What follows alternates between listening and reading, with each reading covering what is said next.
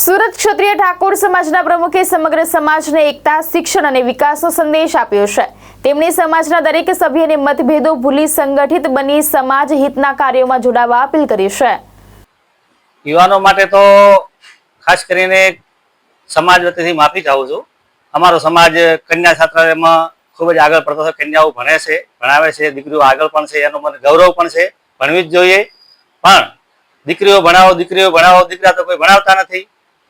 જ્યારે દીકરી ગ્રેજ્યુએટ થાય, ડિગ્રી લે, નોકરી પણ લે, અને સામે જ્યારે એને માંગવું આવે ત્યારે યુવાનો લગભગ ઓછો ભણેલા અથવા તો બેરોજગાર તો પહેલેથી કીધા, એટલે મોટો પડકારમાં સમાજમાં એ પણ ઉભો થાય છે।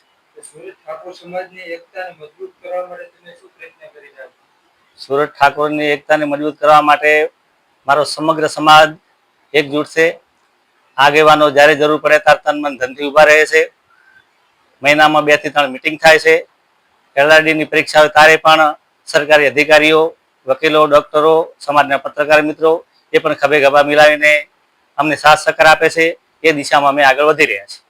વ્યસન મુક્ત વિશે શું સમાજને સંદેશ આપવા માંગો છો? સાહેબ, આપણા માધ્યમથી કહું છું કે વ્યસન મુક્તિ તો સમાજમાં છે જ નહીં।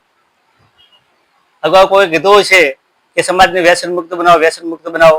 વ્યસન તો ઘણી ગાંઠિયું 1-2% હોય તો હોય। સર્વે કરીને જોઈ લો સમગ્ર ગુજરાતની અંદર મારો સમાજ વ્યસન મુક્ત છે 98%। દીકરીઓની શિક્ષણ માટે દીકરીઓના શિક્ષણ માટે મેં અગાઉ કીધું તેમ સમગ્ર ગુજરાતની અંદર દરેક જિલ્લાની અંદર કન્યા છાત્રાલય ઊભી થાય છે, કન્યાની હોટેલો ઊભી થાય છે, અને સારો આગેવાનોનો સાથ સહકાર મળે છે, પણ રાજકીય આગેવાનોનો સાથ સહકાર બિલકુલ મળતો નથી। રાજકીય આગેવાનો શું સંદેશ આપવા માંગો છો? રાજકીય આગેવાનોને સંદેશ આપવા માંગુ છું કે જરા જાગો, એક થાઓ, સમાજને મદદરૂપ થાઓ। સમાજ સખી તમે છો। સમાજ સત્તાની અંદર બેઠા તેમને પણ 2 હાથ જોડીને વિનંતી કરું છું કે સમાજ સામો જુઓ, અને વિરોધ પક્ષના જે ઠાકોર સમાજમાં ચૂંટાયેલા આગેવાનો છો તેમને પણ કહ્યું છું કે સમાજને આગળ લાવવા માટે, સમાજમાં બેરોજગારી દૂર કરવા માટે, અંધશ્રદ્ધા દૂર કરવા માટે તમામ પક્ષના એમએલએ કે એમપી બધા ખંભે ખભા મિલાવી અને સમાજમાં જાગૃતિ કેમ આવે એવી હું માંગણી કરું છું સમાજ વતીથી। આગામી સમયમાં સમાજ માટે તમે શું નવું કરવા માંગો છો? પ્રોજેક્ટ કે આયોજન? આમ તો ગુજરાતના દરેક જિલ્લાની અંદર સમાજની હોટેલો છે, કન્યા છાત્રાલયો છે, સુરતને બાદ કરતા। સુરતમાં તમામ જિલ્લાના યુવાનો આગેવાનો ઠાકોર સમાજના વસે છે।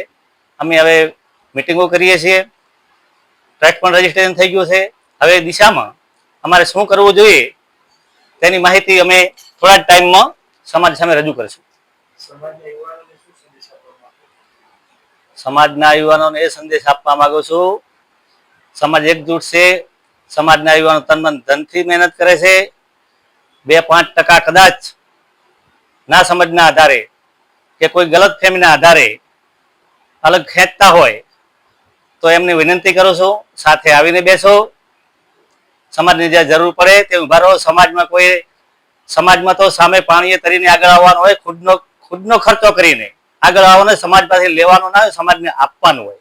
માટે દરેક આગેવાનો, યુવાનો, માતાઓ, બહેનોને વિનંતી કરું છું કે સમાજ જાગૃતિ થાય, એના માટે યુવાનો અને સમગ્ર સુરતના ઠાકોર સમાજને વિનંતી કરું છું કે જ્યારે પ્રોગ્રામ થાય ત્યારે બધા હાજરી આપો। અંતિમ સવાલ કે આખા ગુજરાતના ઠાકોર સમાજને શું સંદેશ આપવા માંગો છો? આખા ગુજરાતના ઠાકોર સમાજને જો સંદેશ આપવો હોય તો ખબર પણ છે કે મારો સમાજ બેરોજગાર છે, એ બાજુ કોઈ ધ્યાન દેતું નથી। વિરોધ પક્ષના ધ્યાન ધારો કે ના પણ દઈ શકે, ચલો સત્તામાં નહીં, પણ સત્તામાં બેઠાયેલા અમારા આગેવાનો એ તો સમાજ માટે કંઈક કરી શકો છો ને।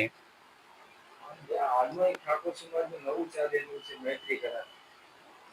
ઠાકોર સમાજની દીકરીઓ અન્ય સમાજની બાજુ પણ ઠાકોર સમાજમાં થોડું વધી રહ્યું છે, એના માટે હું બેન દીકરીઓને આપું છું? એના માટે અમે તાલુકો મિટિંગો કરશું, ગામડામાં મિટિંગ કરશું, સમાજના આગેવાનો ભેગા કરશું। જેમ સમાજનું બંધારણ ઘડાયું તેમાં પણ આ દૂષણને ડામવા માટે જે મુદ્દો રહી ગયો હતો એના માટે અમે સમાજના આગેવાનો ધ્યાન દોરશું।